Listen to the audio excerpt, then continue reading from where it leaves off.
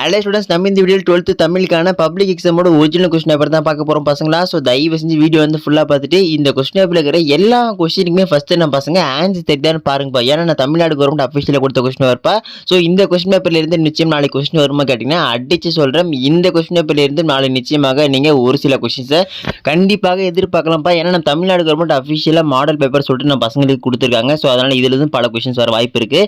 அதோடு இல்லாமல் நம்ம பசங்க எங்கிட்ட முக்கியமாக கேட்டது என்னன்னா, ப்ரோ நாளைக்கு நடக்க போகிற எக்ஸாம் கொஸ்டின் பேப்பர் வந்து கஷ்டமாக இருக்குமா ஈஸியாக இருக்குமா, முக்கியமான மேட்ரு இந்த நெடுநாள் எது ப்ரோ படிக்கணும் நிறையா இருக்குது ப்ரோ கொஞ்சம் சொல்லுங்க கேட்டுருங்க. ஸோ பசங்களா ஃபுல்லாக சொல்கிறேன் நம்ம பசங்களுக்கு டாப் டு பாட்டம் வரைக்கும் இப்போ 1 மார்க் நீங்கள் எப்படி படிக்கலாம், எப்படி ஃபுல் மார்க் எடுக்கலாம், அதே மாதிரி குருவினா சீரோ நீங்கள் எங்கேருந்து படிக்கணும், முக்கியமான மேட்ரு நெடுவினா எப்படி எழுதுன வரைக்கும் நான் பசங்களுக்கு புட்டு வைக்கிறேன். ஸோ அதனால் வீடியோ வந்து ஃபுல்லாக பார்த்துருங்க.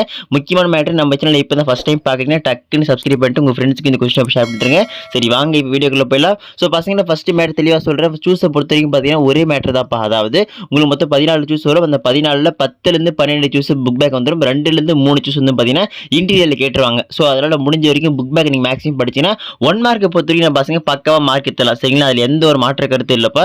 ஆனால் இந்த இன்டீரியர் வர கொஸ்டின்ஸை நீங்கள் அட்டன் பண்ணணும் அப்படின்னா டான் கைடு ரெஃபர் பண்ணி அதில் இருக்கிற அடிஷ்னல் கொஸ்டின்ஸ் படிக்கிறீங்க. நீங்கள் டாப் பண்ணால் டைம் இருக்குது அப்படின்ற பட்சத்தில் நீங்கள் அடிஷ்னல் கொஸ்டின்ஸு 1 மார்க் வந்து பார்த்தீங்கன்னா டான் கைடு ரெஃபர் பண்ணுங்கள். பக்காவாக அதை வந்து எடுத்துலாம். சரிங்களா, அது தெளிவாக சொல்லிட்டேன். இப்போ நெக்ஸ்ட் நம்ம பசங்களுக்கு வந்து பகுதி 2பா. பகுதி 2 பொறுத்த வரைக்கும் பார்த்தீங்கன்னா குருவினா முடிஞ்ச வரைக்கும் நம்ம பசங்க இந்த குருவினால நீங்கள் எப்படி எதுன்னு தெரிஞ்சுக்குப்பா. குருவினா பொறுத்த வரைக்கும் பார்த்தீங்கன்னா நம்ம பசங்க மேக்ஸிமம் ஒரு மினிமம் 2லேருந்து 3 பாயிண்டேஜ் எதனா பார்த்தீங்கன்னா உங்களுக்கு 2 மார்க் போடுவாங்க. அப்படி இல்லைனா உங்களுக்கு மார்க் 1.5 தான் போடுவாங்க. அதை ஞாபகம் வச்சுக்கோப்பா. அதோடு இல்லாமல் நம்ம பசங்க வந்து கேட்பாங்க ப்ரோ ஆன்சரே ஒரு லைன் தான் ப்ரோன்னு. அப்போ பிரச்சனை இல்லை, உங்களுக்கு ஆன்சர் வந்து பார்த்தீங்கன்னா அதிகமாக இருக்கும். ஆனால் நீங்கள் அதை ஷார்ட்டாக படிக்கிற சொல்லிட்டு ஒரு லைன் 1.5 லைன் எழுதி முடிப்பீங்க. அப்படி பண்ணாதீங்க. எப்படி எழுதுன்னு சொல்கிறேன் பாருங்கப்பா. எழுதுறவங்க வந்து பார்த்தீங்கன்னா ஒரு சில வந்து பாயிண்ட் போட்டு எழுதிங்க, இன்னொரு சில வந்து பாயிண்ட் போடாமல் எழுதுங்க. இப்போ நீங்கள் பாயிண்ட் போட்டாலும் சரி பாயிண்ட் போடலாம் சரி ஃபஸ்ட்டு அந்த கொஸ்டின்ஸ்க்கான ஒரு சின்ன சப்ஹெட்டிங் மாதிரி போட்டு ஸ்டார்ட் பண்ணுங்கள். அப்போ கொஞ்சம் ப்ரெசன்டேஷன் நல்லாயிருக்கும். ஸோ நீங்கள் இப்போ பாயிண்ட் போடாமல் எழுதுறீங்க அப்படின்னா ஒரு 2லேருந்து 3 லைன் எழுதுறீங்கப்பா. பாயிண்ட் போட்டு எழுதுறீங்க அப்படின்னா 2 பாயிண்ட் நீங்கள் பக்காவாக எழுதினாலும் ஏன்னா சரிங்களா. ஸோ இப்போ நெக்ஸ்ட் நான் பார்க்க போகிறது பிரிவு 3 பாயிண்ட். பிரிவு 3 பொறுத்த வரைக்கும் நம்ம பசங்க அழகாக அப்படியே 14 மார்க்கு அப்படியே தூக்கின்னு போயிடலாம்ப்பா. ஆமாப்பா, எங்கேருந்தும் கேட்க மாட்டாங்க. இது உங்கள் புக் பேக்லேருந்து 1 மார்க் மட்டும் தான் ஃபுல்லாக அப்படியே லைனாக வந்துடும். புணர்ச்சி விதியாக இருக்கட்டும், ஊமை தொடரில் அமைத்து எழுதுகா இருக்கட்டும், நம்ம சந்திப்பில் நீக்கி எழுதுகா இருக்கட்டும், அப்புறம் முக்கியமான விஷயம் அதில் வந்து கலைச்சொல் அறிவுன்னு சொல்லிட்டு நம்ம பசங்களுக்கு இது கொடுத்துருப்பாங்க. அதாவது Tamil English to Tamil translate மாதிரி இருக்கும். ஸோ அந்த வேர்ட்ஸ் நல்லா பார்த்து வச்சுங்கப்பா. அதெல்லாம் பார்த்து நம்ம பசங்க பக்கா வரனாலே போதும், ஃபுல் மார்க் எடுத்தலாம். பகுப்பதம் உறுப்புகளும் தயவு செஞ்சு பார்த்து வச்சுங்கப்பா. ரொம்ப ஈஸியானது. ஆனால் பாதி பேர் மிஸ்டேக் பண்ணுவீங்க. அந்த ரூல்ஸை மட்டும் படித்து வச்சுங்க, அவ்வளோதான் முடிஞ்சு. சரிங்களா, அதுக்கப்புறம் 29 பொருள் வேறுபாடு அறிந்து தயவு செஞ்சு அதுலேயும் ஒரு சில மொத்தமாக இருக்கிறது 10 தான் இருக்கும். அந்த 10 மீனிங்ஸ் பார்த்து வச்சிங்க.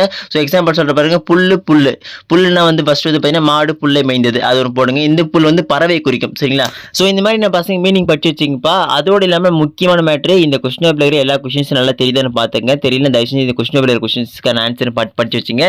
ஸோ இப்போ நெக்ஸ்ட் பார்க்க போது பகுதி 3 பகுதி 3 பொறுத்தவரைக்கும் சிறியனாவை பொறுத்தவரைக்கும் நான் பசங்க முக்கியமான மேட்டர் சொல்கிறேன். எப்படி அதெல்லாம் ஃபுல் மார்க் எடுக்கலாம் அப்படின்றத தெளிவாக சொல்கிறேன். 1 லைனில் சொல்கிறேன்ப்பா. அதாவது ஒன்றுமே இல்லை, நம்ம பசங்க இப்போ நீங்கள் பாயிண்ட் போடாமல் எழுதுறீங்க அப்படின்ற பட்சத்தில் தயவு செஞ்சு நம்ம பசங்க ஒரு ½ பேஜ்லேருந்து 1 பேஜ் கிட்டேயாச்சும் முழுசாக எழுதுங்க. அப்படி இல்லை ப்ரோ நான் பாயிண்ட் போட்டு எழுதுறேன் ப்ரோ அப்படின்ற பட்சத்தில் நீங்கள் தயவு செஞ்சு அதிகபட்சமாக ஒரு 6லேருந்து 5 மேக்ஸிமம் 6 பாயிண்ட்லேருந்து 5 பாயிண்ட் கிட்ட எழுதுங்க. அப்போ தான் உங்களுக்கு இந்த சிறுவனா பொறுத்தவரைக்கும் ஃபுல் மார்க் கொடுப்பாங்க. சரிங்களா, அப்படி இன்னொரு மேட்டர் சொல்கிறேன், அதை முக்கியமாக ஞாபகம் வச்சுங்கப்பா. எழுதும் போது நம்ம பசங்க முடிஞ்ச வரைக்கும் இந்த அடிச்சு எழுதுறது கிறுக்கி எழுதுறது அந்த மாதிரி பண்ணாமல் முடிஞ்ச வரைக்கும் அப்படி நீட்டாக எழுதுங்க. அப்போ தான் நீங்கள் பசங்க கரெக்டாக எழுதிருக்காங்க அப்படின்னு சொல்லிட்டு ½ மார்க் கூட குறையாத மாதிரி ஃபுல் மார்க் போட்டுருவாங்க. ஸ்பெல்லிங் மிஸ்டேக் கொஞ்சம் குறைச்சிங்க. ஓகேங்களா, அடுத்து நம்ம பசங்களுக்கு இந்த பிரிவு 3 பொறுத்தவரைக்கும் தயவு செஞ்சு நான் சொல்கிற அணியை மட்டும் படிச்சிங்கப்பா. Full mark எடுத்தலாம். அதாவது நிரல்நிறை அணி, சான்று தந்தை விளக்குக, பொருள் வேற்றுமை அணி, ஏகதேச உருவக அணி, ஊமை அணி. ஸோ இந்த 4 அணி படித்தாலே போதும், நம்ம பசங்க இந்த கொஸ்டின் அட்டெண்ட் பண்ணிடலாம். அதுக்கு அடுத்து வரது இந்த பழமொழி வச்சு எழுதுறது. உங்களுக்கு தெரியும், பழமொழி வச்சு நீங்கள் அழகாக ஒரு கதை எழுதுறது, வேறு ஒன்றுமே சிம்பிள்ப்பா. அதுக்கு அடுத்து வந்து பார்த்தீங்கன்னா 41 அதாவது நயம் பாராட்டுக. தயவு செஞ்சு பசங்க இந்த கொஸ்டினை மட்டும் விட்டுறாதீங்க, எல்லாருமே எழுதுங்க. இந்த ஒரு கொஸ்டின் உங்களுக்கு மார்க் தூக்கி தரது. அதாவது ஃபர்ஸ்ட் வந்து தலைப்பு போட்டுங்க, அதுக்கப்புறம் மைய கருத்துன்னு போடுங்க. 3 நயம் கேட்பாங்க, மோனை நயம், எதுகு நயம், இயல்பு நயம். ஸோ இந்த 3 நயத்தை போட்டாலும் நம்ம பசங்க இது எழுதிடலாம். ஈஸியான நயம் இந்த 3 தான். சரிங்களா, மோனைனா முதல் எழுத்து ஒன்றி வருவது, எதுகுன்னு 2ஆம் எழுத்து ஒன்று வருவது, ஏய்னா கடைசி வார்த்தை ஒன்று வரும் சரிங்களா.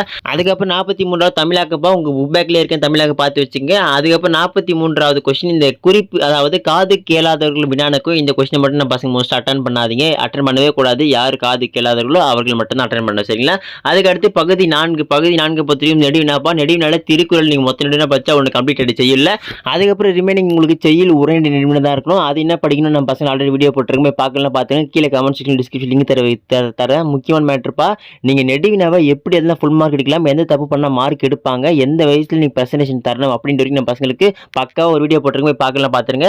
லாஸ்ட் டாபிக் பகுதி 5 மனப்பாட பகுதி. மனப்பாட பகுதியில் முக்கியமான மேட்ரு, எழுதும் போது அந்த மனப்பாட பகுதிக்கான ஆசிரியப்பா எழுதுறீங்க, ஆசிரியர் எழுதுறீங்க, அப்படி எல்லாம் மார்க் குறைச்சிருவாங்க தெளிவாக சொல்லிட்டேன். அதே மாதிரி திருக்குறளை பொறுத்த வரைக்கும் எல்லாத்தையும் படிச்சு வச்சுங்கப்பா. மனப்பாட பகுதி ஃபுல்லாக படிக்கணும் ப்ரோ கேட்டீங்கன்னா ஆமாப்பா, மனப்பாட பகுதி எப்படி வேணா கேட்பானுங்க, ஸோ அதெல்லாம் நல்லா பார்த்து வச்சுங்க. ஓகே ஸ்டூடெண்ட்ஸ், நான் பசங்களுக்கு அடுத்த வீடியோ இதே மாதிரி எல்லா சப்ஜெக்டான இம்பார்ட்டன்ட் கொஸ்டின்ஸ், இந்த நோட்ஸ் கைட்ஸ் எல்லாமே டக்குன்னு போட்டுனே இருக்கேன். ஸோ அதெல்லாம் மிஸ் பண்ணாம தெரிஞ்சுக்க நம்ம சேனல் இப்போ தான் ஃபஸ்ட் டைம் பார்க்குறேன், டக்குன்னு சப்ஸ்கிரைப் பண்ணிட்டு பக்கத்து பெல் பட்டன் ஆல்ரெடி செட் பண்ணிட்டு கீழே நம்ம டெலிகிராம் குரூப் இருக்கு, ஜாயின் பண்ணாமல் போய் டக்குன்னு ஜாயின் பண்ணுறேங்க. அடுத்த வீடியோவில் பார்க்கலாம்ப்பா, மிஸ் பண்ணுறாதீங்க.